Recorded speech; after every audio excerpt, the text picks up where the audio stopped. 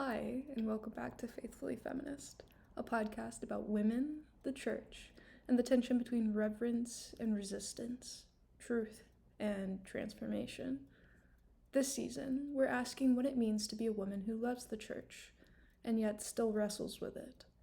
And today, I wanted to tell you about a woman that lived in that wrestling, intellectually, spiritually, and ultimately physically. A woman who gave up a prestigious academic career for the silence of the cloister, and whose silence still speaks. This is the story of Edith Stein, also known as Saint Teresa Benedicta of the Cross.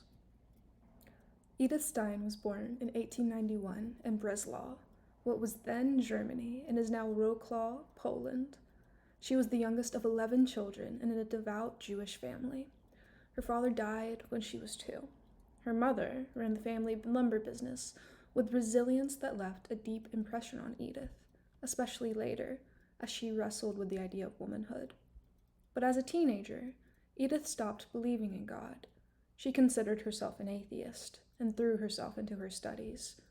She was brilliant, fiercely independent, and drawn to the truth. She earned her doctorate in philosophy under Edmund Husserl, the founder of phenomenology, and became one of the first women to lecture in the German university system. But doors kept closing on Edith. Her being a woman, and her being Jewish, meant she was passed over, despite her mind. Still, she studied, and she wrote, and she sought the truth wherever it might lead. In 1921, Edith was staying with friends when she came across the autobiography of Saint Teresa of Avila. She read it in one single sitting. And at the end, she reportedly closed the book and said, "This is truth." It marked a turning for Edith. Not a rejection of her Jewishness, but a fulfillment of something she had been seeking, quietly, stubbornly, in books and classrooms and sleepless nights everywhere in between. She was baptized into the Catholic Church the following year. Her mother, deeply Jewish, was heartbroken. That wound never quite healed. But Edith believed conversion wasn't betrayal, but continuity, and it would cost her dearly. One of Edith's main legacies is her feminist philosophy. Long before she entered Carmel, she was writing and speaking on the vocation of women, gender, and the differences and dispositions of the soul. Her core belief? That women are called not to imitate men, but to come fully themselves. She emphasized the importance of interiority, empathy, formation, and the soul's capacity for both maternity and intellectual strength. As she wrote, "The deepest vocation of woman is to shelter and guard that which is human." She was not writing Instagram captions. She was crafting a legacy of womanhood that saw women as uniquely positioned to hold pain, beauty, and truth all together, as image bearers who don't need to reject their nature to be strong. She saw no contradiction between being a philosopher and a future saint, and she did not ask the church permission to take herself seriously. However, in 1933, the Nazi regime came to power. Edith was dismissed from teaching because of her Jewish heritage. She petitioned Pope Pius XI to denounce anti-Semitism, begging her church to speak. She entered the Carmelite monastery in Cologne that same year, taking the name Teresa Benedicta of the Cross. Benedicta, blessed by the cross. She did not flee from suffering, but instead she wintered into it, willingly, prayerfully, mystically even. She saw herself not as abandoning the world, but bearing it.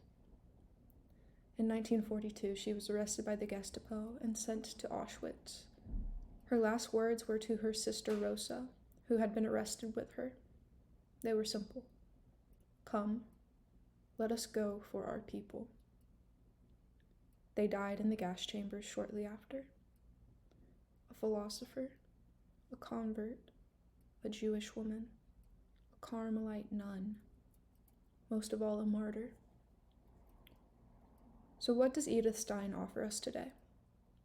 She offers an unflinching commitment to truth, whether philosophical, theological, or deeply personal. She offers a model of female sanctity that does not shrink into sentimentality.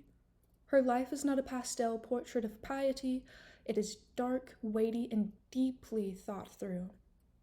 She teaches that vocation is not always loud, that faith does not always come with answers, that being a woman of the church means being your whole self, intellect, history, wounds, and all, into contact with God. She was canonized in 1998 by Pope John Paul II and named co-patroness of Europe. But I think her real legacy is quieter. It's in the lives of women who stayed faithful even when they're misunderstood, who keep thinking and writing and praying, who know that suffering is not something to fix, but to carry alongside Christ. Edith Stein did not get to live the life she imagined. She never married, never received a university chair, never saw the church fully confront the horrors of her time. And still, she gave it everything she had, to truth, to love, to God. Saint Teresa Benedicta of the Cross, pray for us. In conclusion, if this episode moved you, consider sharing it with someone discerning their vocation, someone wrestling with faith and identity, or someone seeking truth in the hard places. This is Faithfully Feminist. Thank you for being here.